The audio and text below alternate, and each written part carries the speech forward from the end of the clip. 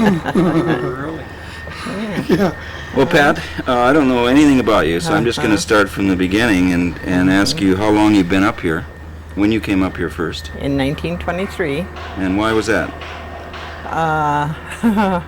my dad had been in the grocery business down in southwestern Minnesota, and he had a brother-in-law up here that needed a house built. So he and his dad and his brother came up to help him one summer. And when they came back in the fall, he just impressed my mother with the thought that we could have all the free wood, all the free fruit. Oh, it was wonderful to come up here. Paradise. So he sold out and came up here, and And where was he? Where were you living then? we were in Curry, Minnesota, a little burg in southwestern Minnesota. And it was no loss to leave that town because it was only about 150 people. It was a farming community. Mm-hmm. But we moved up here. I went to country school. And where did you move to when you first came up here? We moved out about 15 miles north of Bayfield, near Little Sand Bay, and lived on a place that was called the Rabideau Place. And it had been a logging, those people were the head of a logging bunch, and they used to have these old fellows stay with them, and the whole upstairs was about 8 little cubby hole rooms that were the bedrooms for these fellows, and that's where we lived for just a couple of years. Then my dad bought a place, where was I, Mary? Well, we were over in the town of Russell, but I don't know whether you know where any of those people live out there, but near the Four Corners, they called it. My dad was farming a little bit, few cows. Did he have to do Hard anything living. else to? Did he work in the logging camps? at No, all? he never. It was really past the logging times Oh, when was we it? moved up here. It was when my uncle moved up here in 1919. They had gotten a railroad car, and they had their furniture and their 2 cows and 2 horses, and they came from Minneapolis, St. Paul, and went all the way out as far as a mile from where they were going to live. And they had followed the railroad tracks. I mean, the logging train tracks were still there, and so they unloaded out there. Didn't have a lot even cleared off to put up a tent to live when they got there. Really? That's how. What time of year was it? They moved here in April, and it was. They had a log house built by fall, 1 room, and they had 3 children with them, 4 children with them, because the 5th one was raised here. But that was really working under difficulties. And how old were you then? I was 11. And Wait a minute. That was your uncle that did that was my the uncle train. that did that. Yeah. And when you came, you were 11. We came on, we came on the train, but and we came in March, and we had to get delivery. The sleigh, Carl Myers was driving it then, and he drove us out to my uncle's house, and we stayed with them until we got a place to live. But I walked to school, 2 miles. Lots of fun in the wintertime. Yeah, what was your maiden name? Gorman, Oh, yeah. yeah. Wait. Yeah. Well, when you hear so many names, you one. Well, and trying to get them all One connected more, sometimes sure. gets a little complicated. Well, did you take to this place right away, or were you? Oh, I went right along with them. I guess if I hadn't had my cousin, the Dunville girl, Agnes, I probably would have been real lost because I didn't have any sisters. I just had the 2 brothers, and I just went along with it. I was contented no matter where we went. When it came time to go to high school, then we had to find a boarding place in town here for those 4 years. Where did you stay there?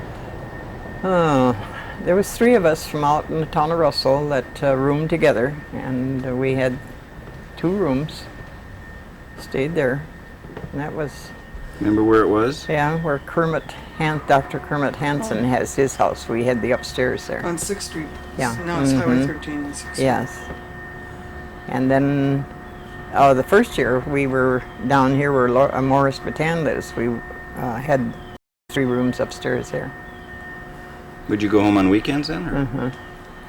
Usually they came in with the wagon, picked us up. No cars. I suppose that last year of 8th grade, I'm sure we had a car by then, but after that we didn't often go home. You just stayed where you were. And when we graduated, we had our graduation party in this building. You did? Nettie Wilson was living here, and she had the teachers. Yeah. And Mildred, her daughter, was in our class, and so we had the party here. It was very nice. Lovely place. This house has seen a lot of history. I bet it has, yes. Yeah, one of these days I'm going to send out the call for anybody who can remember anything in the Anything Knight about House. it, eh? Get it down. Yeah. And that must have been a beautiful church that was right next door here at that time too, wasn't it? Yeah. I've seen Actually, we're pictures of it. almost sitting in the church right now. Oh, is it? Oh, Yeah, it was I real see. close. Oh. Well, Did your Almost. Did your folks then, once they got a place up there, just stay there the rest of their lives? Or did they move around some more? No, they were moved around, and we were in town here, and then my dad wasn't too well, and one of my brothers was a priest, and he was down in the Winona Diocese across the southern part of Minnesota. So my mother went down there to be housekeeper for him, and my dad was with them, and he worked in places down there. He gave up very easily on farming in Bayfield. There was no future in that. Right.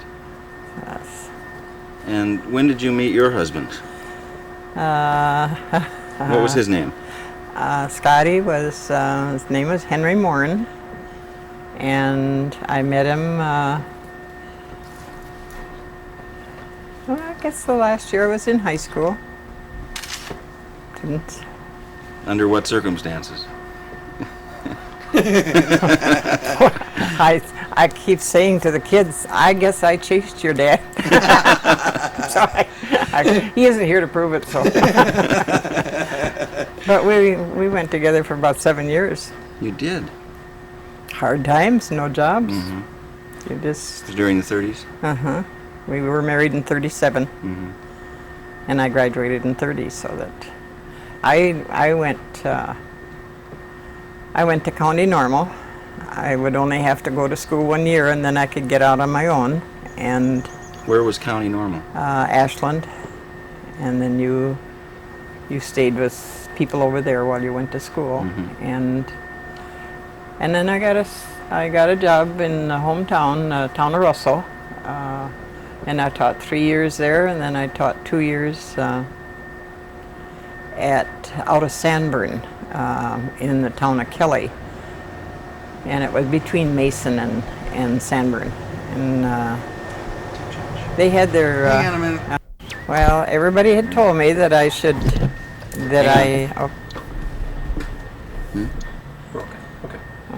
everybody had told me that I should never teach in my hometown school, but I didn't have any troubles. I was very thankful.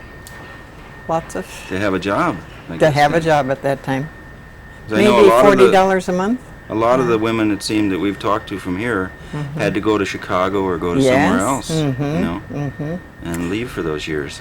I couldn't leave. Now, you taught in the town of Russell School that's in the corner that's now the town hall? No, I taught in the other one where the town garage is. Oh, okay. And then they closed that one down. I think they closed them both down at the same time. But I taught 3 years here. You got up early and went to school and made your own fires, and got it warm by the time the kids came here, so you How many kids got did you going. have? 42 to 48, That many? all 8 grades. One teacher? What a job. And you went from 8th grade reading down to first grade, first grade reading to 8th grade arithmetic, and back down to 3rd grade something.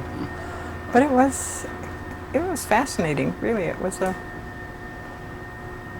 don't think I would have changed it for anything different. Yeah. Who were some of your students? Are they still around? Oh yes, sure. I love it. My favorite one is Tony Kovacevic. Oh, God. And I had Shirley Feltmire, or Shirley Johnson, she is. And of course I had Lillian Torbeck. I'm trying to think of some of the other kids right now. No names will come to me, but I had Melda Kovacevic, you know her, and all of the Kovaceviches, and I think there was no Morados at that time. Art Johnson down here, his brothers were in that bunch. And those kids all had to walk to school. There was no school buses. Yeah. So That was a quite a hike. few, yeah. That was quite a ways. We did have one bus that came from Redcliffe, but that was the Johnson boys, and they lived up on Brazil's Hill in Redcliffe, which was a long ways. They couldn't have walked that every day. They'd have been better off to have come to town to school. I taught the 2 years at the town of Kelly, and that was, they were all Czechoslovakian people, but all hard workers, good kids, really. 2 weeks ago they had a all-school reunion of that school, and I was asked to come to it. 50 years since I had been teaching. That must have been. So you didn't know who you saw until you read their name tag, but it was just wonderful to see all those kids again. And there goes your... Oh, God, listen to that. Yeah. You're speeding. All right. So we were up teaching school. When we were last talking. Well, weren't we? Now we're at the 50th reunion. 50th reunion, yeah. of the- And I met all of these kids that I'd had in school and their brothers and sisters that were out of school. But it's nobody from around here, but it was just really fascinating to me to come back after that long and see all these kids. You remember Did I them? read it? I remembered them, sure. You know, we went over things that had happened in school, and they had asked me for pictures, and I said I took loads of them when I was the first 3 years, and I must have lost my camera because I didn't take a one of that bunch of kids, which I wish I had. And then I taught there 35 to 37, and you want to wait? Yeah. Taught those 5 years, then Scotty and I were married in 37. Give some to G's and We're rolling. Prosser. I told him he'd take it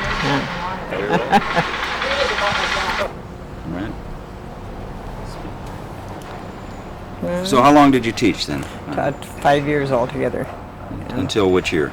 37. And then I was married in July of 37, What day? 21st. Day before my birthday. 50 years last year. Long time. What was your favorite prank that somebody played while you were teaching all those My grades? favorite? Or the worst? Tony Kovacevic won't hear this, really. No. Well, he was my problem child. He was a good kid, but he just, anyhow, he out at Carver School out here when I taught here, I think there was 5 or 6 steps that you went up to get into the school, and he was standing there, and he tripped a kid that was coming up, and the kid was up almost to the top, and he tripped him, and the kid went sprawling, and he was one of these little fellows that you feel sorry for because they can't defend themselves. But anyhow, I said to Tony, you go out and get me this was later on the day. I said to Tony, go and find me a switch out there. I need it for class that I was going to have. So he went out and got me a nice long switch, and I blistered his bottom for him because I said, "You just can't do to that little kid." Oh, he's never forgotten it, and I haven't either, and we kid each other every time we see each other. Tony's a good kid. Turned out to be a wonderful guy. With your help. With my help. I'm sure that had very little to do with this. Bigness. And where did you get married? Up at Holy Family in Bayfield. Scotty was a native born boy from here. I think there were 7 in his family. His dad was the city commissioner. I mean, he had what Mike Bonnie has now. And of course, in those days, there wasn't that much to it like they have nowadays, but he was for many, many years. And of course, no jobs when we got married. I mean, he started working that year for, they had just started out at Redcliffe with this, the CP, not the CPA. WPA? WPA days. And he had worked there a couple of years, and then Percy Chapey was the head of the booth, hiring the extra men. And so he asked Scotty one day if he would like to learn to be a cooper. And if you don't know what the cooper is, it's making kegs. Anyhow, he took up the trade, and he learned the trade from, name was Ben. Well, that's my age showing up. Anyhow, this older man took over and helped Scotty, and he would make usually 40 kegs a day, and he 40? he would start usually at 5 o'clock in the morning and put in a full day. And now I think I must be stretching that. No, he would make 100 barrels a week. He would work the 4 days, and on the 5th he would just work a half a day. But he worked so that we had a good living from it. And we had 3 kids. And he worked for Cooper, for Booths until they went out, until the keg business went out, and they were cheaper for them to have them brought in, already made. And What then he went what on. went in the kegs? Herring, usually. They put it up and salted them, and then they were shipped to North Carolina and down into the mines. And at that time, there was a big business, and Booths would put up herring in the fall, and we'd have 40 ton of herring on the docks down there. And at that time, they sure had a lot of women and men working, and that was our extra money for the Christmas season when we could make extra money down there. Did you work in that? We learned to fillet the herring, and they were put into kegs and salted, and then they would put them in the storage place, and after Christmas they would take these all out, resalt them, and then ship them to the different places. Booth had a real busy place down there. Hired so many people. Did you ever go out on the Turner? Oh yes, I sure did. Anytime we ever got company, they always went with us on the Turner, and then on the Apostle Island. Is that what the next one was named? Did Scotty ever work on the Apostle Island? I don't think so. That was Hendrickson and Wixton. Yeah, Wixton. That's the Yeah. one I remember. And one other And one. Elvis. Did Yes. Elvis sometimes? I don't think Elvis was on okay. there. But they always stopped at Elvis's place. And then when Booth went out of business and Scotty, there was no more jobs really around here, and he was getting a little bit up in age, so he had taken 2 years off of Booth to go on the ore boats and get his AB papers, so that if the time came when Booth didn't have any more work, he could go there. So then he went for 17 years on the Holy cow. ore boats, and he worked himself up to mate. No, not mate. Down lower than that. Wheelsman. Oh. Wheelsman. But And those ore boats that he was on went from where to where? almost always from Superior to and Duluth to Toledo. And he did make, first few years, he made several trips up the St. Lawrence, and he enjoyed that because that was all new to him. But the first 2 years, first 5 years he was on the boats, he went Toledo to Duluth, back down to Toledo. And then it was Detroit to Toledo, and so we very seldom got to see him in those days. Yeah, I was going to say he was never gone home. all the time. Yeah, so we just the winter months, and he got his 2 weeks in the summer off. But those were, and the kids were needing their dad around. How old were the kids You then? know, I suppose 10 to 15. And Yeah, when did both close down?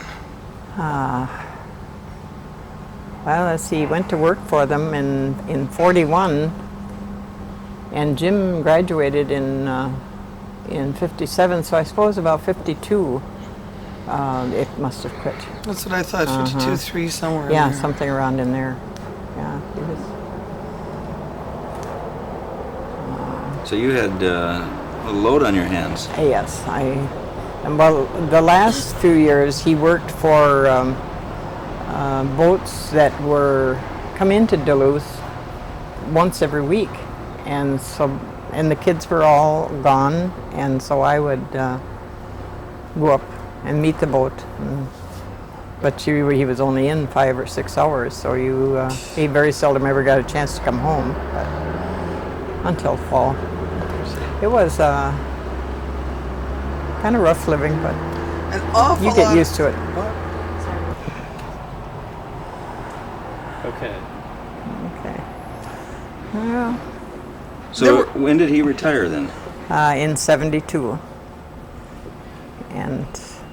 And then he was a guy of many hobbies, so he never got tired of being retired. He really enjoyed life. He was glad to be in one Yeah, spot. he was glad to be home. Yeah.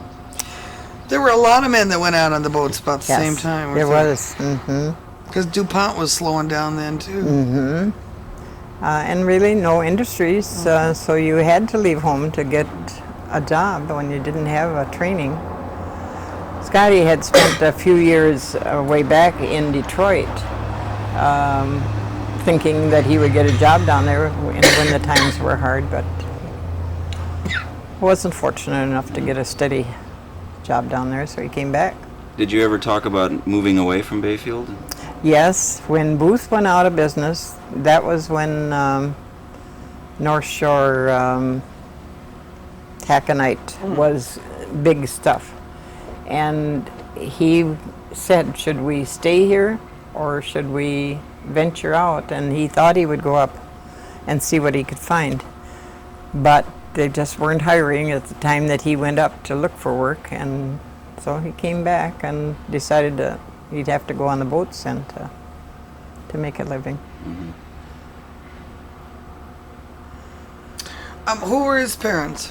Bill what- and Louise Morrin, and his dad was the city, Oh, yeah, that's right. the head of the city sewage, and no. When did they come to Bayfield? They were raised here. I think both of them were born on Madeline Island, and so they really went way back. And which country did their folks come from? They were the Indian natives, so they were. Well, His grandfather was a Scotchman, came from Scotland, on one of the grandfathers, his dad's dad. So that's where he came from, but mine came from Ireland. The Scots and the Irish and the Native I American tell all at you, the same boy. time. You get that mixture with 3 kids we had. Good kids. I'm not saying a thing against them. You better not. Say, rumor has it that Scotty used to work with who? With Art Grant. Art? Yeah, Art took up barrel making after, I don't know, I have no idea when he did. That had to be before he went to Alaska or after, do you know? And so he was there at the end, but they had the 3 fellows were employed down there, and they really, they work steady for Booth year-round in the keg department. Yeah, how in the world many kegs did it take to take 40 tons of herring? Yes, Yeah, they it really, must have and they taken had, a lot. yeah, and they had to ship in, and they had to ship their lumber in because it took a certain kind of pine from the state of Washington, and then of course when you make these kegs and they don't fit the grooves, then they would use oh, help me, Marion, cattails. He would use cattail reeds to fill in, and it was fascinating to watch him. Boy, I bet it was. Yeah, we used to go down a lot and watch him. Did Good they hot shape? job. What? It was a good hot job. Yeah. They had fires. They had those 3 kilns going all the time, and especially in the summertime when it was hot, and they had to handle these real hot kegs when it come to the cutting part of it. I don't know. And it's nice that they have brought that back. Yeah. The cooperage down Yeah, there. the cooperage. I Yeah. think it's an art that is getting to be a forgotten thing. Scotty's dad was very reserved man, but they were very wonderful people, both of them. And they lived their whole lives here in Bayfield. Yeah. Grandpa had 3 brothers and a sister, but and Grandma Morrin was there was 5 in her family too, so that around here. Good sized clan. Yeah. Yep.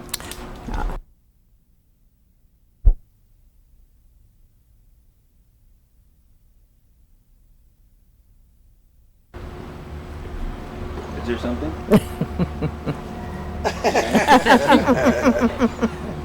Did it curse to you? No. No? I think she just about said everything. Well, when after you quit teaching, I understand that married women couldn't teach. Is that? No, they could. I just thought I didn't have to work anymore after I got married. I found out different. Yes, I found out different. I had worked for Anna Myers and Nettie Wilson from 1930, and in the summertime I worked for them until 38 Doing or what? 9. They had a restaurant and ice cream parlor, and I spent my summers down there. Then you worked other places in town too, or how come I got Well, to know? I worked at the drugstore Yeah, that's what I was gonna say. for 15 years Yeah, under Morgan, yeah. and You were one of my familiar faces when I Yes. was a little twerp. yes, I Held the whole damn those restaurant. island kids when they came over, not Sand Island kids, we were Madeline good. Island kids. Sand Island kids are You had to good. get the switch out again. yeah, I should have found one. Maybe I had to straighten them out like Tony. No. I'll take no part of straightening Tony. He was a good kid. Just had his bad moments. Yeah, Well, he's just a little fun-loving. yeah, that's right. Yeah. Right. Where'd you live during all those years? After Scotty and I were married, Yeah. we bought our, we rented until 42, and we bought our house up and it belonged to the Greens, Father Green and his grandpa and grandma. It belonged to that Green family, and it was homestead when Bayfield was first started. So Where is this now? up above the Catholic Church, Yeah. and it's still got the old wood barn the log barn out and back. And it's the new marina owner that way up there. Johnson's, yeah. Oh. Yeah. Yeah, right next to the property I own. Huh. Mm-hmm. I never built on. I thought Oh. I was going to. Oh. I knew Scotty. I didn't remember I knew him. Sure. Oh, yeah. Oh, yeah. Tilly. Yeah. Yeah. That's a wonderful place to live. Yeah, it was gorgeous, really. We had the most beautiful view. Oh, And is that where you stayed then? All And those that's years where till we you- lived until 4 years ago. Hmm. So we were there about 42 of the 49 years that we were married. Well, wasn't it a little tough to Our- leave that place when you? I know it was out of It necessity. was harder for Scotty than I. it? I just felt we had to get away from there. We just couldn't handle it anymore. But we enjoyed it. We always had big gardens and lots of work when you were working out. It was more than enough to take care of. And the 3 kids, it was a good place to live, to raise kids away from town. And where are your kids now? What are they up to? We have Jim, and the oldest one is had 20 years in the service, and he retired, and he lives in Washburn, and he works for the BIA in Ashland. And they have 5 children, and Patty is Mrs. Martin Peterson, married to a commercial fisherman, and she lives up above Cemetery Hill. And Kathleen, the youngest, lives near Superior. Her husband's a railroad man. And So you have a few grandkids. yes, Patty has 6 and Jim has 5. And they said if there was to be any more, it'd have to be up to Kathleen. So she couldn't have any, so that's why we only have 11. But that's lots. And now we have 10 great-grandchildren, so that's multiplying them. It's enough for a while. They're good. And most all of them live around us. One of Jim's is in Germany right now, but another year he'll be back here. what do you remember about Booth and the rest of the fishing operation? Were you ever down there when they're unloading the boats and stuff? Yes, when the Turner came in with those fellows that would where'd go the around. Turner go? It went around on the other side of Madeline first and would pick up, let's see, John, I can't remember the names of any of those people over there, but there was at least 3 places they picked up there. And then they were out where the Hendricksons were fishermen, and the Hadlands, and Elvis's, of course, on Sand Island. Did they make 2 different routes? One. I think on Tuesday and Friday it was one route, and Monday, Wednesday, and Thursday was a different route. And they were going to pick up what? they were going to pick up trout and whitefish. And I don't know. I suppose it was mostly trout at that time. I would think it was. And they It was were very- big. Yeah, they really were big fish. Huge. They fell over Yeah. the sides of the fish boxes. One fish. Mm-hmm. I stayed out on the island with Elvis and Marguerite. A couple summers I went out there several times, and we really enjoyed it. It was just.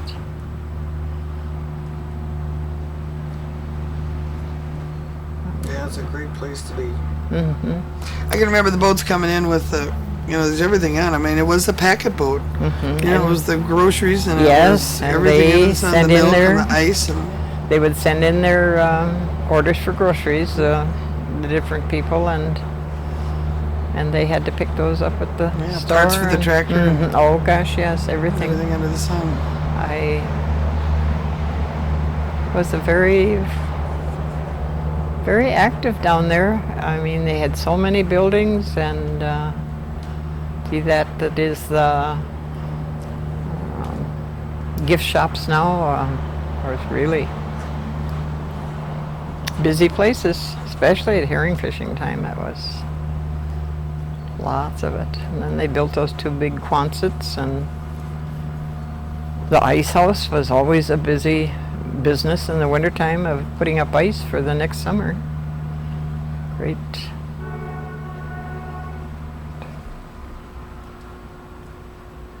It's changed somewhat now, hasn't it? Little bit, yes. Nothing but cars down there now, coming and going. Yeah. Busy. Yeah. And in those days, everybody came in way back. I mean, they came in by train, and you didn't have all this traffic. But the hotels were sure busy places. 3 hotels and I don't remember the Island View.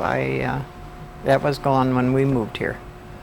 But there was one where Grunke's lot is now, and the Bracken Hotel, and Yeah, where was Bracken's again? Oh, that was where the hotel is now. Oh, okay. Hmm. Was Bracken's and the Bayfield Inn all the same thing? At that time, yes. Okay. I'm trying to think how it is situated now, but the Brackens lived in one end of it, and the hotel. And the front of it was the hotel. Yeah, and the hotel didn't go back to the alley like it does now. It didn't take up that much space. And then where was the other one? Then there was one that was where Brubb built his new house. There was a boarding house in there, and then the one where Hilda Reynolds had her place was quite a big boarding place too, boarding house. And I know there were others, but I don't remember where they were. Were you here around for the flood? Remember Oh the flood? yes, we were. What's your memory of that? We had a farewell party for Father Albert that night at the Catholic basement, and Scotty and I were active in the church. So we were up there until about 10 o'clock, and we walked home across the bridge here, and just wonder every minute, because the rain was just coming down so hard, and the lightning was just such steady flashing.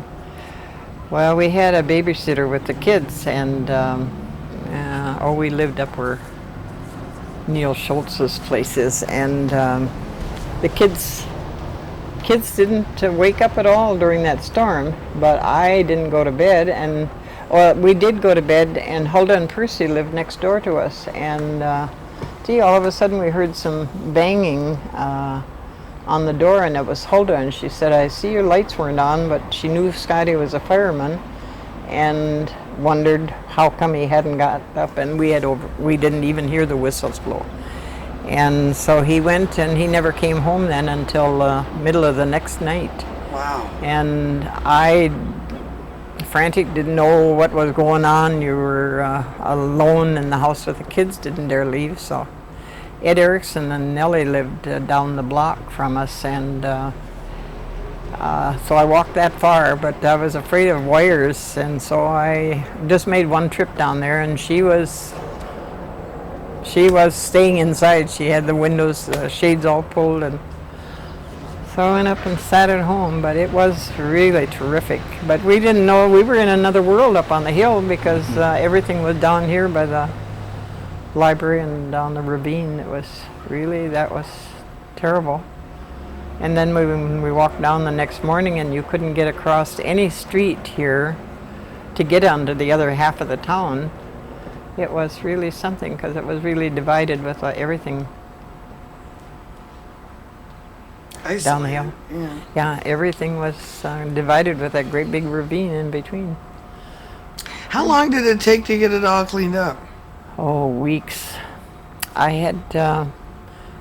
I had thought I was going to bring the flood pictures with me today, and Mary Niffen wanted to give them to Virginia a couple weeks ago. I had showed them to her, the ones that we had, and I haven't got them back yet, so I couldn't bring them.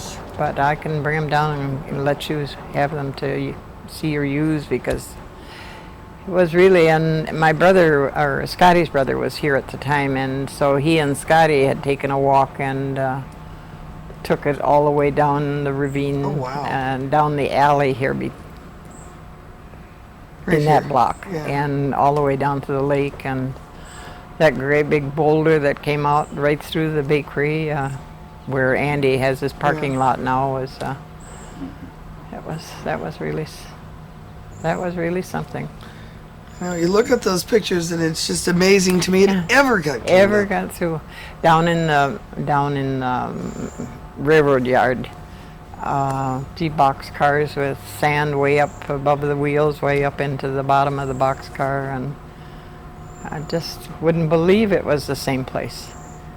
My mother and dad were here visiting, and or they came the next week after they'd heard about it, and they took a walk down just to see all of that drugstore with all that stuff that was in it, and the whole building went down, and they walked down from where that washed away, way down to the lake. They didn't even find, my dad found a box of Epsom salts. Was the only thing that he found. He thought sure he was going to find some things in the sand, but never did. But it was, just in every direction. There was just nothing that looked like Bayfield after that flood. Even the sand washing down the main street and down across the park down there, you wouldn't think it was even a park anymore after that. Took a long time to clean up all that mess. So far.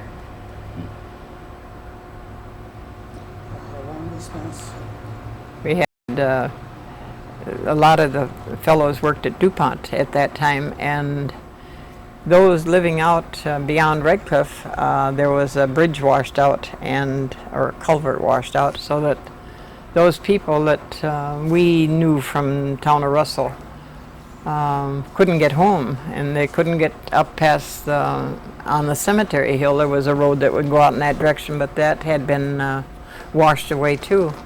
So we had a couple of fellows stay at our house that night.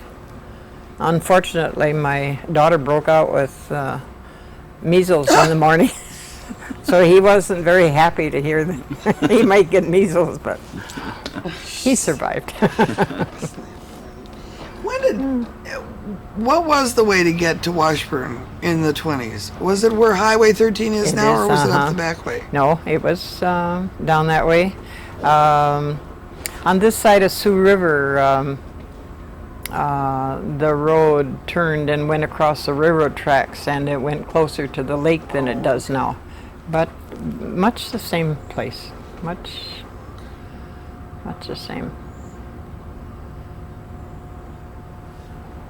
Did you get over to Madeline Island much? Not too much. The kids went quite a bit, and if we had company, we always took them to Madeline Island. But always had to make that trip at least once or twice. And when we first were married and everybody would come in to see us, we always took them. But sorry to say, I haven't been over there in years. You haven't? Isn't that a shame? Be Well, that there's close people to that over there who beautiful? haven't been here either. That's for sure. That's a We- common denominator. Yeah, we haven't. Scotty would usually take us over to the island once in the wintertime, and we'd ride down to the other end of the island and back over and come across the ice. But the last 10 years, he didn't want any part of doing that either. Not on the ice. But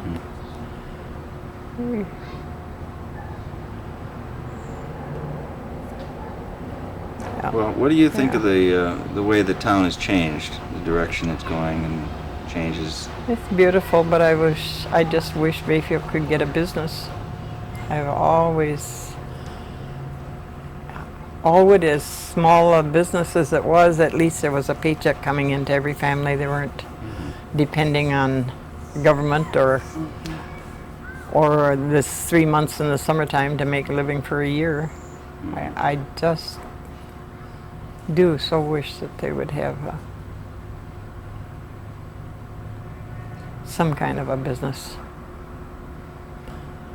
And of course, there's lots of little businesses, but Makes it tough for the young kids. I think it does for the young ones. Everybody has to leave home if you're going to make a living now, unless you're into something like they have here for these people.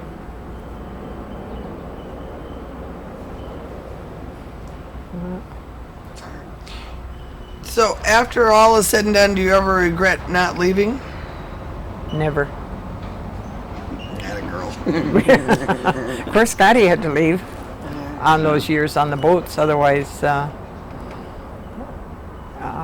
but he had his rest in the wintertime. We took lots of trips.